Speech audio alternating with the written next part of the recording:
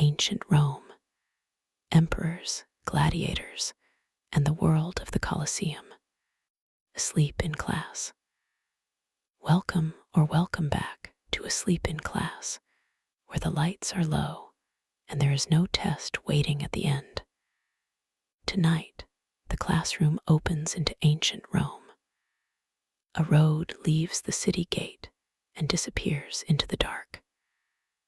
The Colosseum rises over stone streets, while aqueduct arches carry water toward a city that taught power to speak in marble, law, spectacle, and memory. Settle in, and let's begin. From village to republic. Rome did not begin as master of the Mediterranean. It began beside the Tiber River, set among hills in central Italy. The site gave the early city room to grow, access to movement, and enough distance from the sea to avoid being only a coastal settlement. Trade could reach it. Armies could threaten it. Farmers, herders, and soldiers could be drawn from the countryside around it. Later Romans told their beginning through myth. They spoke of Romulus and Remus, twin brothers set adrift and nursed by a she-wolf. They remembered Romulus founding the city and giving it his name. Roman tradition placed that founding in 753 BCE. The story gave Rome a dramatic birth, full of danger, kinship, violence, and destiny. The historical city grew more slowly than the legend. Villages on the hills became connected through shared space, defense, and trade. The Tiber carried goods and people. The hills gave places to settle and fortify. The surrounding land fed the population and supplied men for war. Before Rome ruled provinces, it learned how to survive as a local power in a competitive Italian landscape.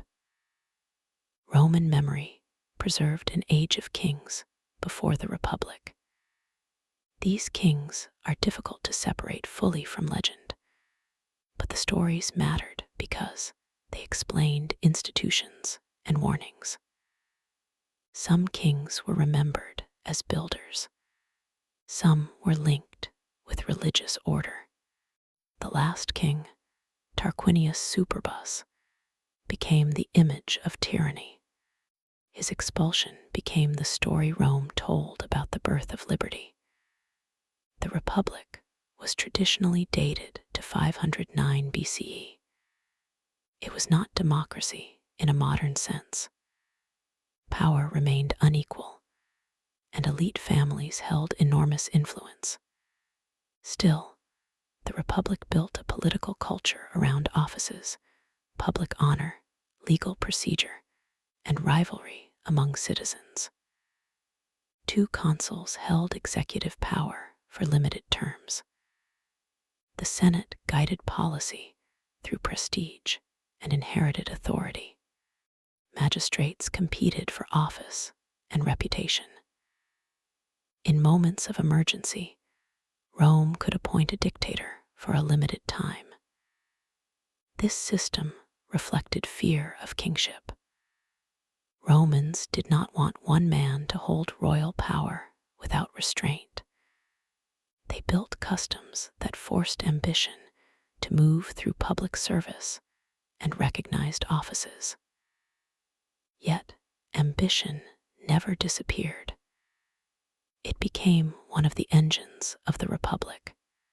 Elite men sought glory through elections, legal cases, military commands, public buildings, and family honor. Rome turned competition into a civic force. The Republic also carried internal pressure.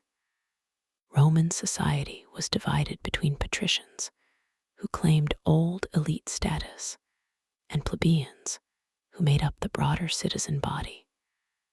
The struggle between them unfolded over generations. Plebeians sought protection from arbitrary power. They pressed for access to office and relief from debt. The office of tribune gave them a defender with authority to block certain actions. The struggle did not create equality in a modern sense, but it forced Roman politics to adapt. Religion was already woven into this early civic world. Auspices were taken before important public acts. Priests guarded rituals that Romans believed protected the city's relationship with the gods. A political decision was not only a human decision when omens, vows, and sacred calendars stood nearby. From an early stage, Rome learned to make public life feel watched by ancestors and divine powers. The early republic also learned from its neighbors.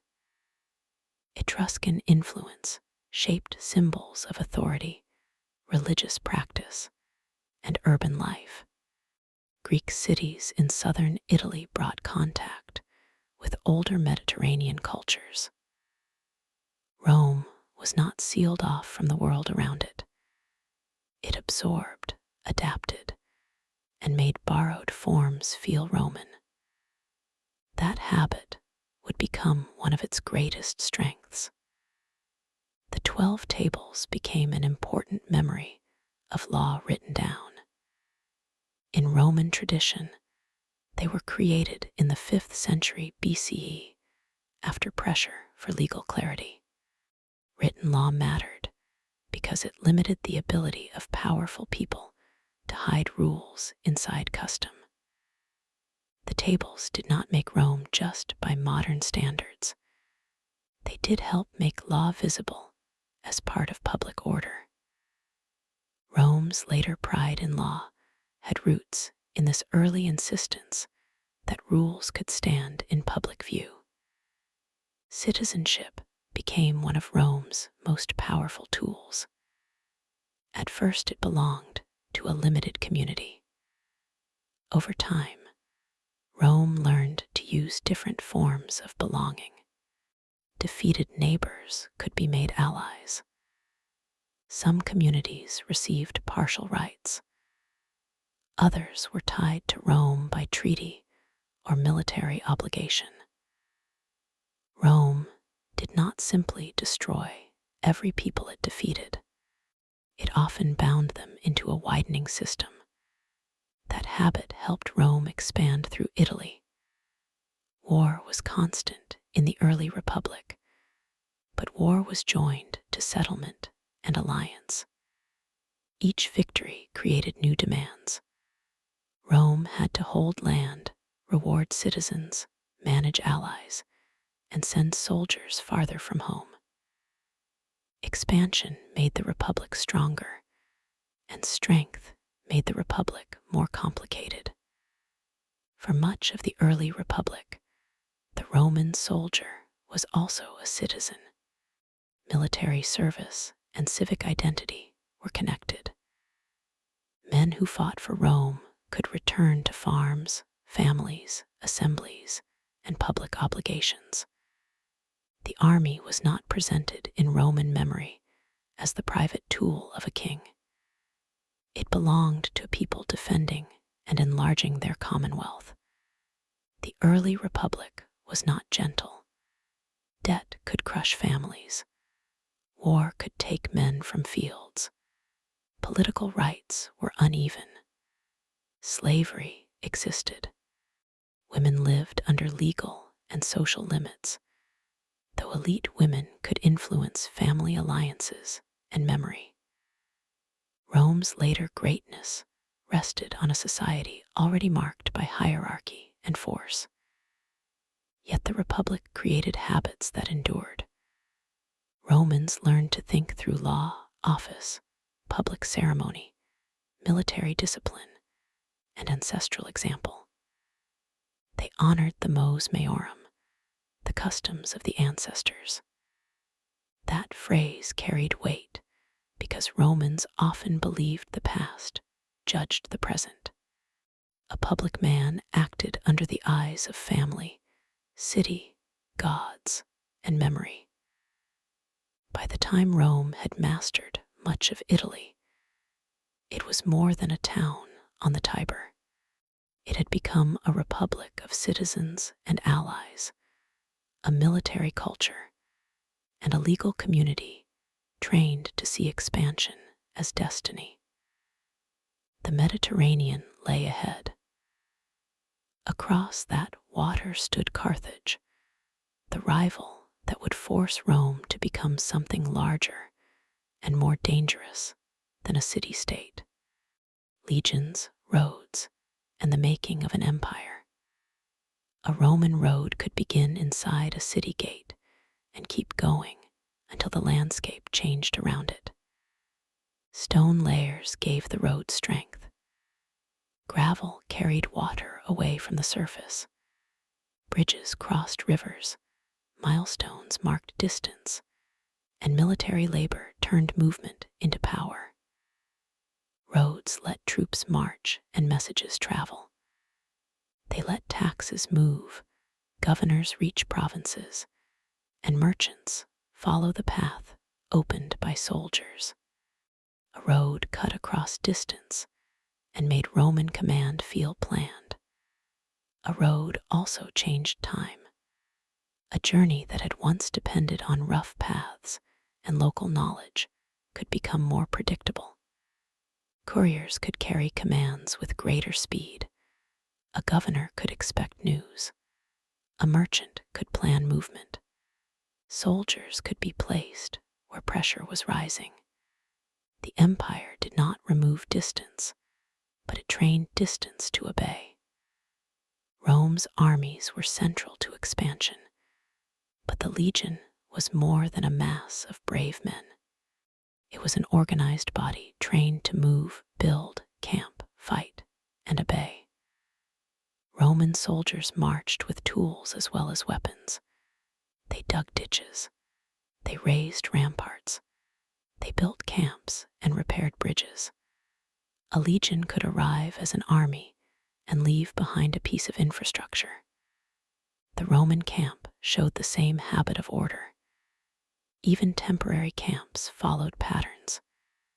Gates, defenses, tents, command spaces, and watch posts could be laid out with discipline. This did not make Roman armies unbeatable. They suffered disasters and defeats. It did make them resilient. They could recover because their strength lay in systems as much as courage. The Punic Wars forced Rome into a wider world.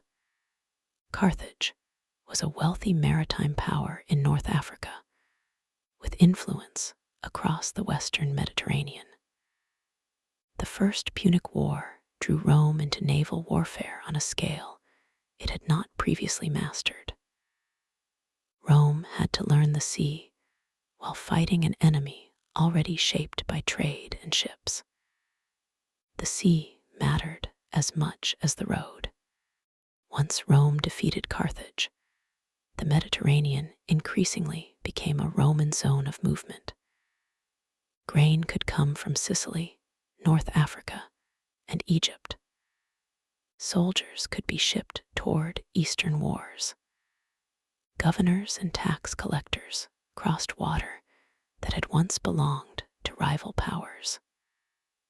Rome's empire grew on land, but the sea became the basin through which that empire breathed. The Second Punic War brought Hannibal across the Alps into Italy. His campaign became one of the great shocks of Roman memory. At Cannae in 216 BCE, Roman and Allied forces were devastated. Tens of thousands died. Many states might have broken under such a blow. Rome did not. It drew deeper on manpower, allies, discipline, and political will. The war dragged on until Scipio carried the fight to North Africa. Hannibal was defeated at Zama in 202 BCE. Carthage survived for a time, but Rome had become the dominant power in the western Mediterranean.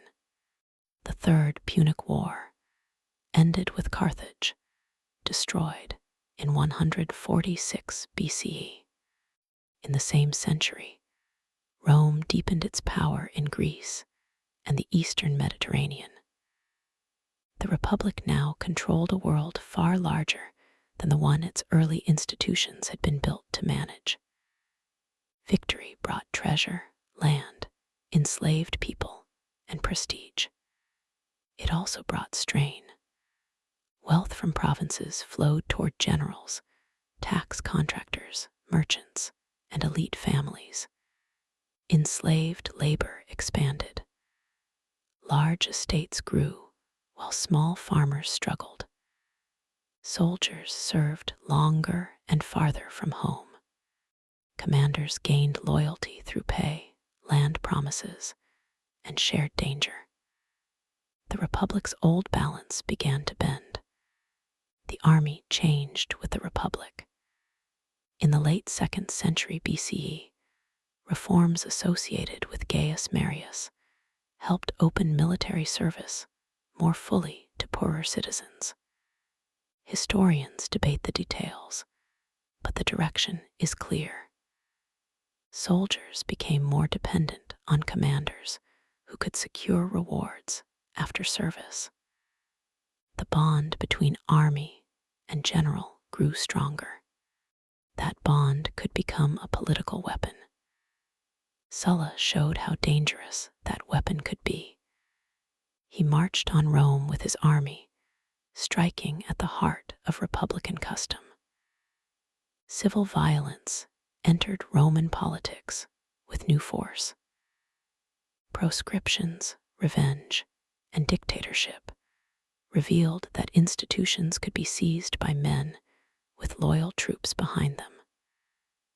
The state that feared kings now faced commanders who could act like kings while speaking the language of the Republic. Pompey, Crassus, and Julius Caesar belonged to the final age of Republican breakdown. Their power rose through military success, wealth, patronage, and political bargains.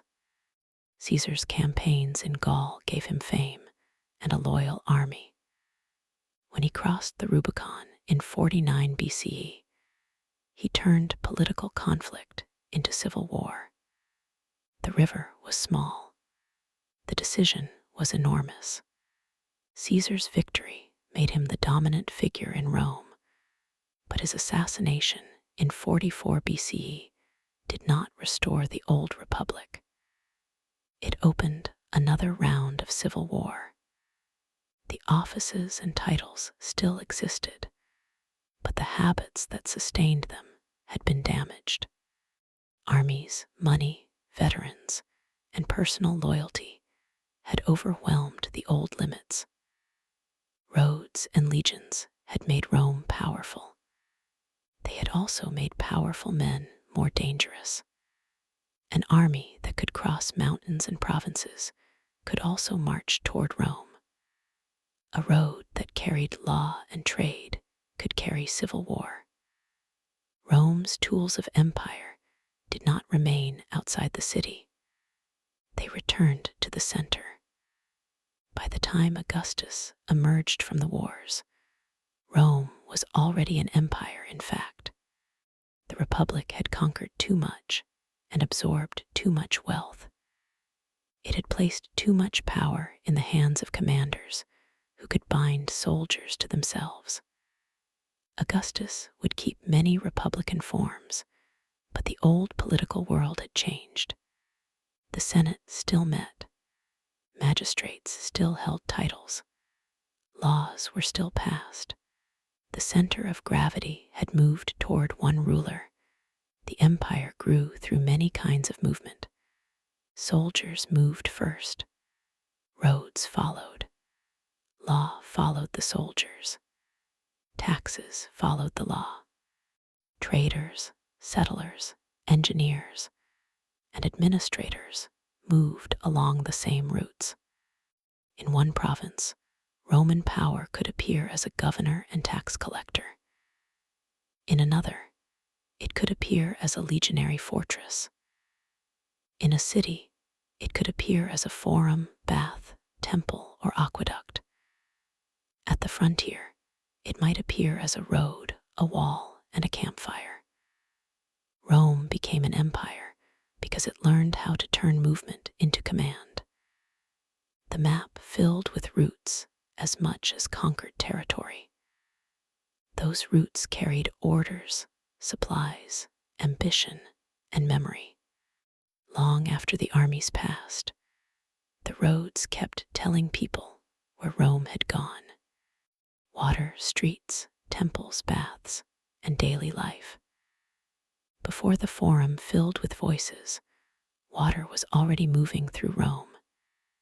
It traveled from hills beyond the city, guided by gravity through channels built with careful gradients.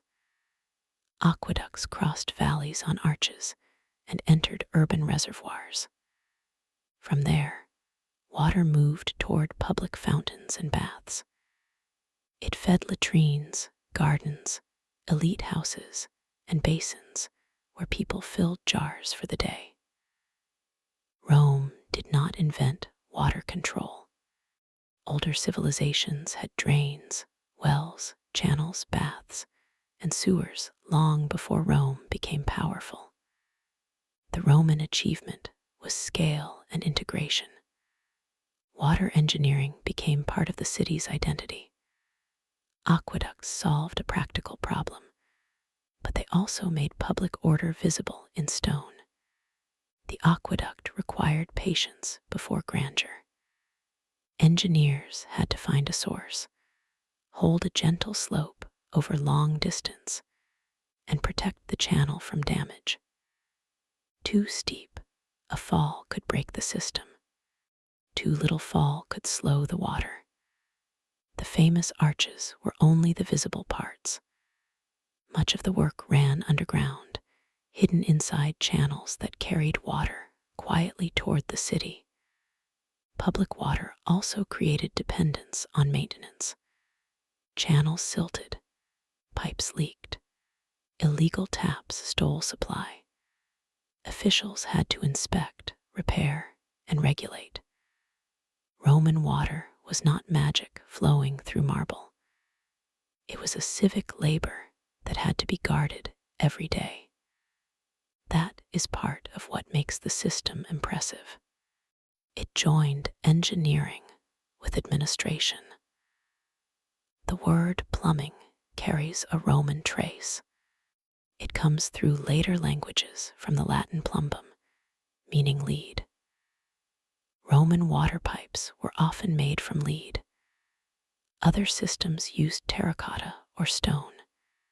Some used wood, bronze, or masonry channels, depending on place and purpose. A worker in lead was a plumbarius. Over time, descendants of that word became tied to pipework and water systems. Every time the modern word plumbing is used, a piece of Latin remains inside it. Lead pipes are an important detail, but they should not be turned into an easy explanation for Rome's fall. Roman exposure to lead was real through pipes, vessels, cosmetics, and other uses. Still, the claim that lead poisoning destroyed Rome is too neat. Empires do not collapse from one material. Rome's water systems are better understood as engineering, civic display, and daily infrastructure. The Cloaca Maxima was Rome's famous Great Sewer. It belonged to the city's long struggle with marshland, waste, and drainage. Its origins were remembered as very ancient, reaching back into the regal period. The Latin word cloaca means sewer. Beneath the streets, drains and channels carried storm water and waste away from crowded spaces. The system was not modern sanitation, but it helped a dense city keep functioning. Public fountains shaped ordinary life. Many people did not have private running water inside their homes. They went into the street with vessels and carried water back. A fountain made a neighborhood gather. It gave people news, gossip, labor, and routine. It was infrastructure, but it was also a daily meeting point. Baths turned water into one of Rome's great social rituals. A bath complex could draw a person through warm rooms and hot rooms. Cold pools changed the body's rhythm. Exercise spaces, changing areas, gardens, and conversation rooms made the bath a small civic world. Bathing was hygiene, but it also belonged to leisure, business, status, and civic identity. In the baths, the empire presented itself as a world where water, heat, stone, and public life could be organized at grand scale. The bathhouse gave the city a rhythm after work. A person could move from heat into cold, from exercise into conversation, from sweat into oil and scraping. Business might be discussed there.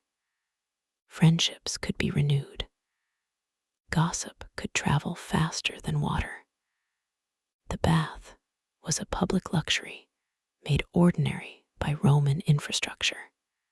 The streets around these systems were crowded and loud.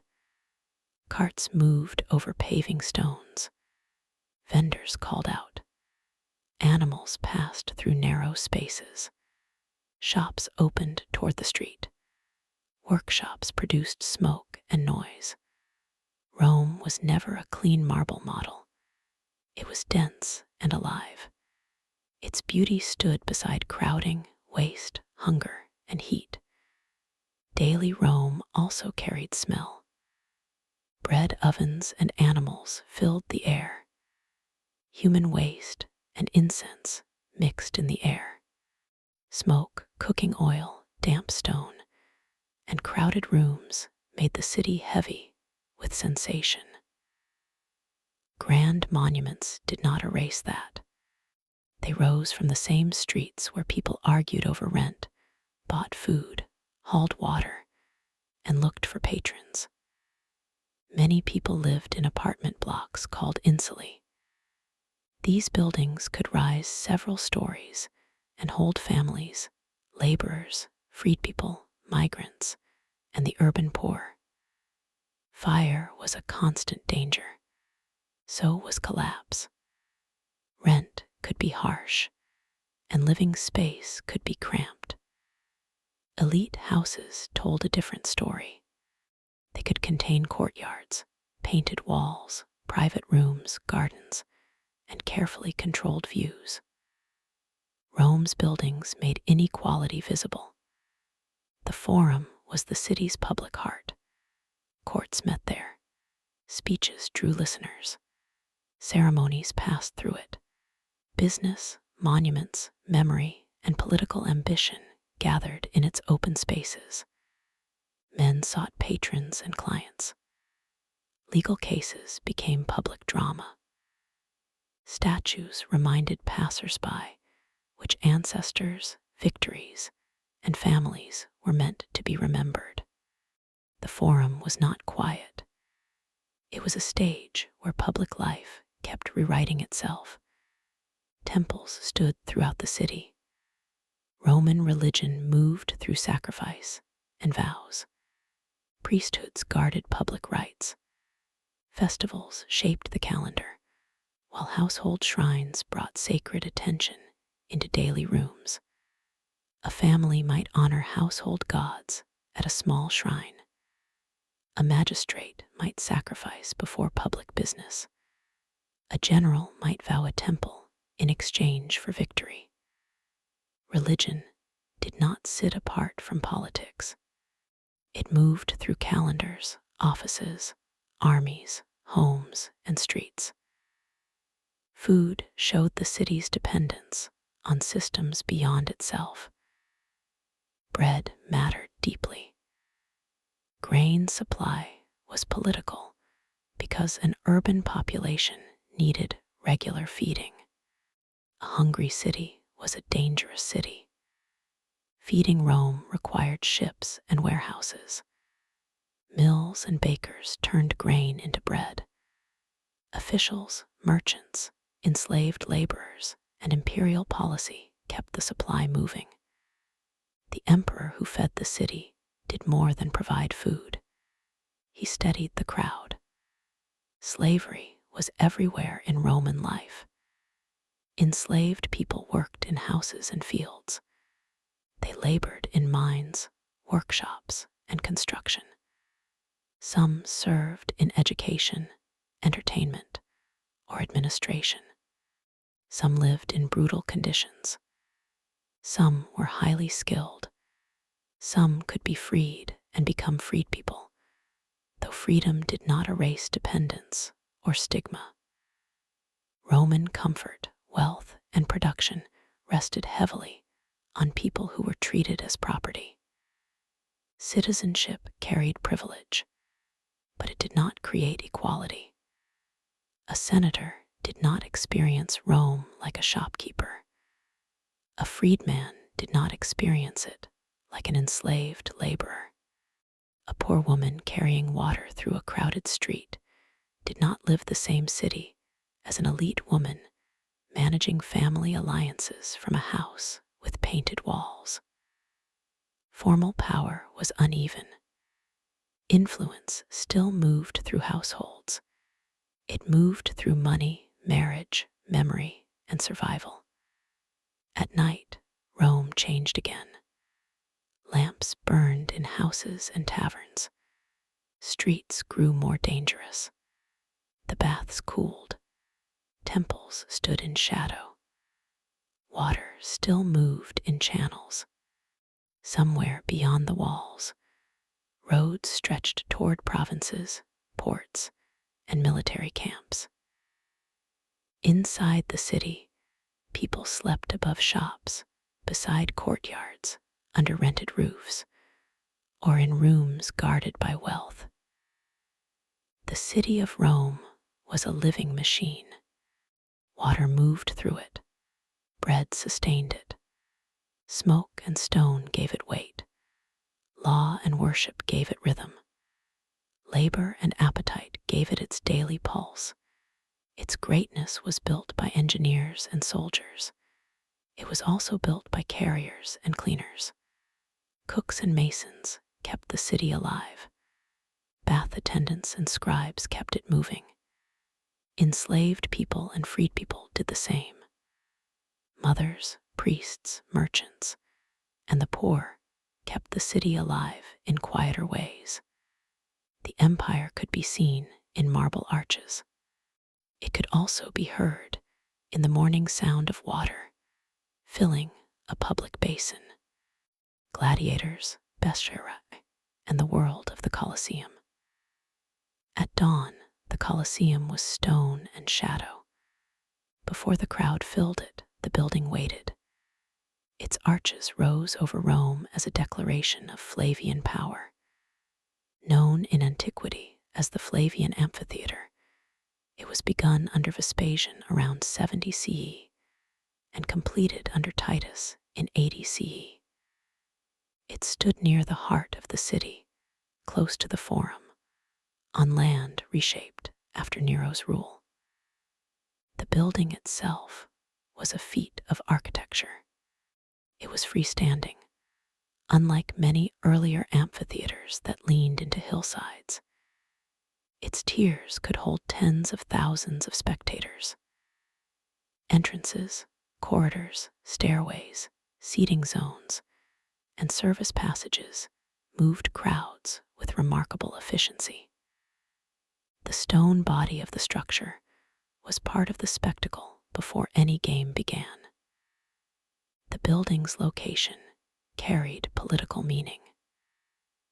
Nero's private landscape had occupied ground near the center of Rome. the Flavian emperors returned that area to public spectacle. A place once tied to imperial excess became a monument where the people could gather. Stone architecture turned political repair into something visible. When the seats filled, Rome appeared in layers. Senators and elites occupied privileged places. Ordinary citizens sat higher. Women, the poor, and the socially marginal could be pushed farther from the central action. The seating plan turned hierarchy into architecture.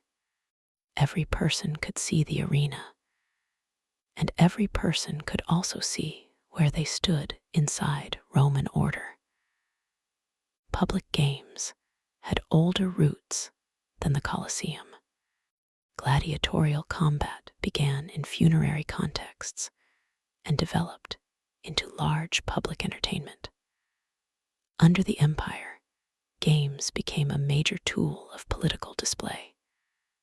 An emperor or sponsor could give the people spectacle and receive applause, loyalty, or at least a moment of public connection. The crowd did not rule Rome, but no ruler could ignore it completely. The arena floor was sand, and the Latin word harina means sand. Sand absorbed blood and helped manage the surface. Beneath and around the arena were spaces for equipment, animals, stage machinery, and the people who made spectacle possible. The Colosseum was not only what the audience saw, it was also a working machine behind the scenes. Gladiators came into the arena through many paths. Some were enslaved, some were prisoners of war, some were condemned criminals, some volunteered. They could be drawn by pay, fame, debt, desperation, or the strange honor of the arena. They trained in schools called ludi, under discipline and danger. A gladiator was a fighter, but also a performer of courage under rules the crowd understood. Training shaped the gladiator before the crowd ever saw him. A school controlled diet, exercise, weapons practice, and discipline. Trainers taught a fighter how to survive long enough to make the contest legible. The crowd wanted danger, but it also wanted form. A wild brawl was not the same as a recognized style performed under pressure. The popular picture of every gladiator fight ending in death is too simple. Death happened, and the arena was violent. Yet trained gladiators were valuable. A skilled fighter represented investment. Some became famous. Their names could appear in graffiti or popular memory. The crowd followed styles, reputations, wounds, victories, and defeats. Combat was dangerous, but it was not always random slaughter. Different gladiator types carried different equipment, and each style gave the crowd a pattern to read. A heavily armed fighter could stand like a wall. A net fighter could move with reach and risk. A helmet, shield, trident, sword, or exposed arm changed the rhythm of the contest. The drama came from contrast: speed against weight, reach against defense, exposure against armor. A fight became a ritual of attention. The crowd watched posture, courage, hesitation, and endurance. A defeated gladiator might appeal for mercy. The sponsor or emperor could decide the outcome, often under pressure from the crowd's response. Famous thumb gesture is less certain in detail than modern film suggests, but the broader point remains. Mercy and death became public decisions, staged before thousands. The arena also held animal spectacles called venations. These were staged hunts that displayed animals, hunters, weapons, and imperial reach. Venators were performers who hunted or fought animals in the arena. Besherai could be animal fighters, and in some contexts, the term could also relate to condemned people exposed to beasts. The details varied by event and period, but animal spectacle became one of the major languages of Roman games. By bringing animals from distant regions, Rome turned conquest into a living display. A creature from Africa or Asia could appear before a crowd that would never see the province from which it came. The hunt told the audience that the empire reached beyond the city and could draw the wild into its center. The event carried fear, movement, and political meaning at the same time. The Venatio could be staged with scenery and artificial landscapes. Painted backdrops changed the arena's mood. Lifts, gates, and hidden mechanisms brought surprise into the performance. The arena floor could become a forest or desert for a few hours. The performance made nature theatrical. It also made imperial control visible. Distant animals entered Rome, and Rome decided what happened to them. The animal shows carried a darker environmental history. The appetite for spectacle drew creatures from distant places and killed them in vast numbers over time.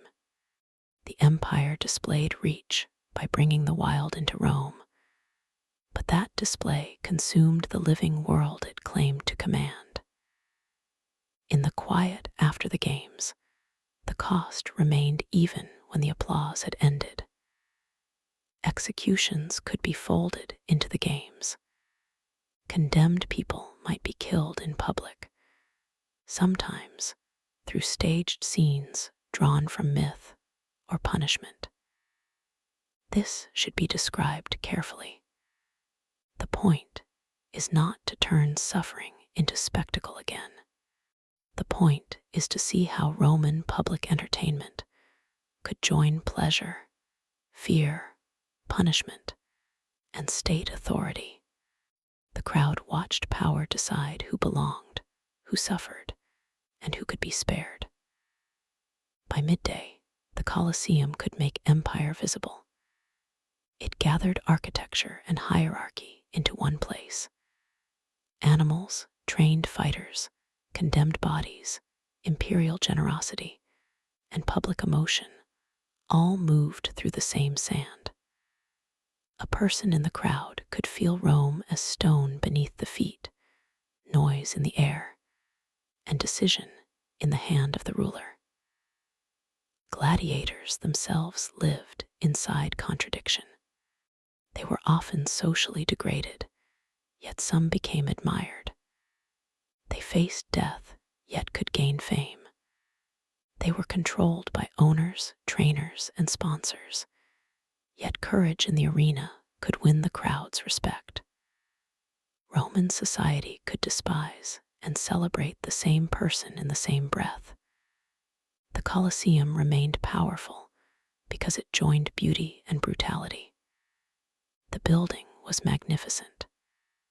The games were violent. The crowd could experience awe, excitement, cruelty, pity, and civic belonging in one day. Rome did not hide this contradiction. It built arches around it.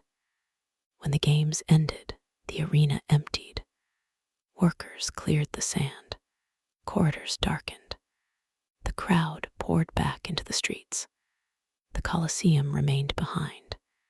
It held the memory of voices and animals, fighters and emperors, mercy and decisions. It was not Rome's whole story, but it revealed something Rome understood very well. Power becomes stronger when people can see it, hear it, and remember where they were when it passed before them. Emperors, crisis, Christianity, and the afterlife of Rome. The Republic ended through civil war, but Rome did not announce itself as a monarchy reborn. Augustus understood the danger of Roman memory. Kingship had been hated in the Republic's founding story, so he kept forms that looked familiar. The Senate remained. Magistrates still existed. Republican language continued. Yet real power gathered around one man. In 27 BCE, Augustus became the central figure of a new order. He presented himself as restorer, not destroyer. He held military command, political authority, religious prestige, and immense personal influence. The empire learned to speak in two languages at once. It honored the Republic in form, while living under imperial rule in practice. The emperor became the point where army and law met. Money, public building, religion, and succession gathered around him. A strong emperor could stabilize the state. A reckless emperor could terrify it. The system depended on the character, health, alliances, and survival of one household more than Romans liked to admit.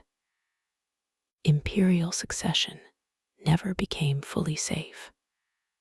Bloodline, adoption, military support, Senate recognition, and palace politics all played a role at different moments. A peaceful transfer could make the empire look eternal. A contested transfer could throw provinces and armies into fear. The question of who came next haunted the system from the beginning. The army remained the deepest source of imperial power. An emperor needed Rome, but he also needed the soldiers on the Rhine, the Danube, the Euphrates, and the desert frontiers. Pay, loyalty, and victory mattered. When armies lost confidence, emperors could fall quickly. The empire's size made military support essential and dangerous. Augustus built an image of peace after civil war. Later emperors inherited both the power and the problem. Tiberius showed the difficulty of succession. Caligula and Nero became symbols of imperial danger in hostile memory. Vespasian restored order after civil war and gave his dynasty the Colosseum. Trajan carried imperial expansion to one of its greatest extents. Hadrian favored consolidation and frontiers. Marcus Aurelius ruled as a philosopher emperor, while war and plague pressed against the empire. The point is not to turn Rome into a parade of emperors. The deeper story is the burden of a system where the emperor had to carry too many meanings. He was symbol and commander. He judged, rewarded, built, sacrificed, and appeared before the public as the face of order. Some men carried that burden carefully. Others broke beneath it or used it cruelly. Rome gained stability from imperial rule, but it also made the whole world vulnerable to the court. The empire itself was never uniform. A person in Britain did not experience Roman rule the same way as a person in Egypt. Syria, North Africa, Gaul, and Rome each had their own local texture of empire. Some cities received privileges. Some communities kept local languages and customs. Some elites prospered by cooperating with Rome. Others endured taxation, military occupation, enslavement, and extraction. Romanization was uneven. It could mean roads and baths in one place, land loss, and forced labor in another. Law became one of Rome's longest afterlives. Roman jurists developed concepts, procedures, and categories that later legal traditions would study and adapt. Citizenship expanded over time, reaching a major turning point in 212 CE when the Emperor Caracalla extended Roman citizenship to most free inhabitants of the empire. Citizenship that had once marked a city's people became an imperial status. The 3rd century brought severe strain. Emperors rose and fell rapidly. Civil wars weakened authority. Frontiers came under pressure. The economy suffered disruptions. Armies made and unmade rulers. Empire did not collapse in that century, but it changed. Survival required reorganization. Diocletian reshaped imperial rule near the end of the 3rd century. He divided authority among multiple rulers in a system later called the Tetrarchy. He tried to make succession more orderly and administration more manageable. The reforms helped stabilize the empire for a time, but they also showed that one emperor ruling the whole Roman world from one center had become increasingly difficult. Constantine changed Rome's religious future. After years of civil conflict, he became sole ruler and favored Christianity. The Edict of Milan in 313 CE, associated with Constantine and Licinius, granted toleration to Christianity within the empire. Constantine supported churches, bishops, and Christian institutions. He also founded Constantinople on the site of Byzantium, giving the Eastern Empire a capital that would outlast the old Western imperial court. Christianity had grown inside the Roman world before Constantine. It began as a Jewish movement in the 1st century. It spread through cities and households. Trade routes, letters, preaching, and communities of worship carried it across the empire. Christians could face suspicion and persecution, though persecution varied by time and place. The Roman world that built temples and hosted imperial cults also became the world in which churches formed networks across cities and provinces. The rise of Christianity did not erase Roman life overnight. Religious change was gradual, uneven, and contested. Old cults continued. Christian communities argued over doctrine and authority. Bishops gained public importance. Imperial power became involved in church disputes. The empire that once punished some Christians eventually used Christian language and institutions as part of public order. Christianity's rise also changed the meaning of Roman space. Houses could become meeting places. Burial areas could become sacred landscapes. Basilicas, once civic halls of public business, became models for Christian worship. The empire's architecture did not disappear. It was reused, redirected, and filled with new meanings. The Western Empire frayed by region, army, treasury, court, and frontier, until imperial rule in Italy could no longer hold its old shape. Germanic groups entered Roman territory through war, settlement, alliance, and pressure. Some served in Roman armies. Some founded kingdoms inside former imperial lands. In 410 CE, the Visigoths sacked Rome. In 455 CE, the Vandals sacked it again. These events shocked the Roman imagination, even though the city was no longer the empire's only center of power. In 476 CE, the Western Emperor Romulus Augustus was deposed. That date became the usual marker for the fall of the Western Roman Empire. The reality was more gradual. Roman institutions did not vanish in one moment. Neither did Roman law. Cities, bishops, landowners, armies, and habits remained in altered form.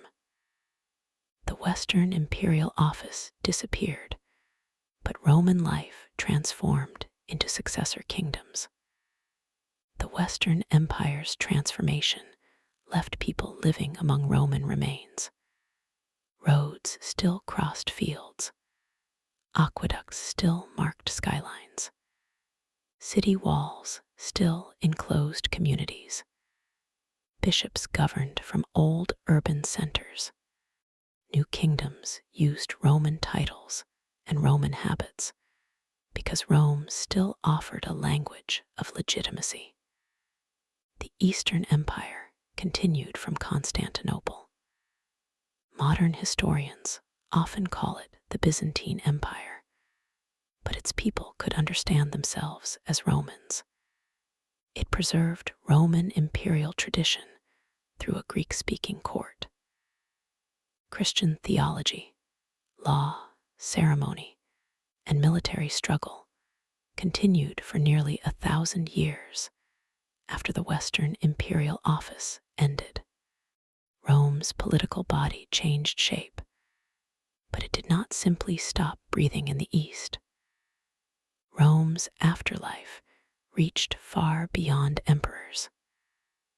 Latin developed into the Romance languages. Roman law influenced later legal systems. Roads and arches became models to study.